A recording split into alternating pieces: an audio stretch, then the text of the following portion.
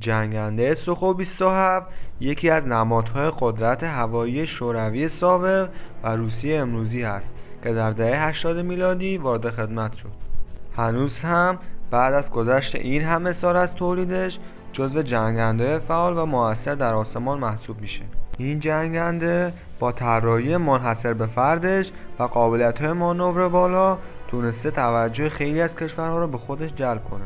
کانال خودتون رو سابسکرایب کنید تا اولین نفری باشید که ویدیو جدید رو مشاهده میکنید. وقتی اولین بار سوخو 27 رو میبینی، اولین چیزی که نظرت رو جلب میکنه طراحی خاص بدنه‌اش است. این جنگنده با بالهای دلتایی کشیده و بدنه‌ای که به نظر خیلی هماهنگ و زیبا طراحی شده واقعا چشم نواز هست. ولی زیبایی این هواپیما فقط ظاهریش نیست، بلکه این طراحی برای عملکرد هم خیلی هوشمندانه در نظر گرفته شده. سوخو 27 با دو موتور توربوجت قدرتمند مجهز شده که میتونه سرعت‌های بالای 2 برابر سرعت صوت رو به راحتی به دست بیاره. این قدرت موتور به جنگنده اجازه میده در شرایط مختلف جنگی واکنش سریع نشون بده و از دست دشمن فرار کنه یا بهش نزدیک بشه. ولی چیزی که سوخو 27 رو از خیلی از جنگنده‌های دیگه متمایز میکنه قابلیت مانورپذیریش است. این جنگنده میتونه حرکتی رو انجام بده که برای خیلی از جنگنده‌های غربی سخت یا حتی غیر ممکن هست. یکی از مشهورترین این حرکات مانور کبرا است که توسط جنگنده سوخو 27 برای اولین بار نشون داده شد. در این مانور جنگنده ناگهان دماغش رو به سمت بالا میاره تا زاویه نزدیک به 90 درجه و گاهی حتی بیشتر بشه و بعد دوباره برمیگرده به حالت عادی. این کار باعث میشه سرعت جنگنده خیلی سریع کم بشه و اگر یک جنگنده دشمن داره از پشت تعقیبش میکنه ناگهان بفهمه هدفش از جلوش رد شده و الان خودش هدف شده. سوخو 27 یک جنگنده برتری هوایی محسوب میشه، یعنی وظیفه اصلیش کنترل آسمان و مقابله با جنگنده‌های دشمن هست. برای همین مجهز به رادار قوی و موشک‌های هوا به هوا شده که میتونه اهداف رو از فواصل خیلی دور شناسایی و درگیر کنه.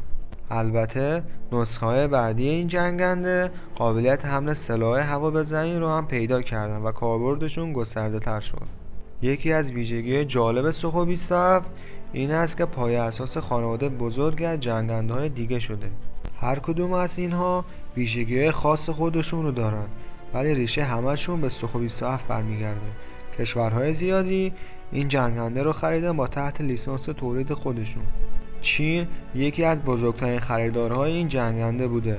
حتی نسخه‌های کپی شده‌ای از این جنگنده رو با نام J11 و J15 ساخته. کشور هند هم سوخو 27 و نسخه بهبود یافته‌اش رو داره. حتی بخشی از اونها رو خودش تولید میکنه. در جنگ‌ها و درگیری‌های مختلف هم سوخو 27 حضور داشته. عملکردش در این جنگ‌ها نشون داده که با وجود سن نسبتاً بالا هنوز هم میتونه مؤثر باشه. البته سوخو 27 بدون نقص نیست. سیستم‌های الکترونیکی نسخه اولیه‌اش در مقایسه با جنگنده‌های مدرن غربی عقب‌تر بودن و نیاز به بهبود داشتن. هزینه و نگهداری تعمیرات این جنگنده هم نسبتاً بالاست و نیاز به پرسنل متخصص داره، ولی در طول سالها نسخه بهبود یافته زیادی ازش ساخته شده که این مشکلات رو تا حد زیادی حل کردن. با اینکه امروزه جنگنده‌های نسل پنجم در آسمان دارن پادشاهی میکنن، سوخو 27 و خانواده‌اش هنوز هم در نیرو هوایی خیلی از کشورها حضور دارن و سالهای زیادی هم احتمالاً در خدمت باقی بمونن. دلیلش هم ساده است. این جنگنده با قیمت مناسب، عملکرد خوب و قابلیت ارتقا هنوز هم میتونه نیازهای زیادی رو برآورده کنه. سوخو 27 نماد یک دوره از رقابت‌های جنگ سرد بود که دو ابرقدرت دنیا سعی می‌کردن برتری هوایی رو به دست بیارن. این جنگنده نشون داد که شوروی توانایی طراحی ساخت هواپیمای پیچیده و مؤثر رو داره. میتونه رقیبی برای جنگنده‌های آمریکایی باشه. دوستان عزیز، حتی که امروز دیگه شوروی وجود نداره، میراث سوخو 27 هنوز در آسمان‌های جهان پرواز میکنه. یادآور یکی از موفق‌ترین طراحی‌های هوانوردی نظامی تاریخ است.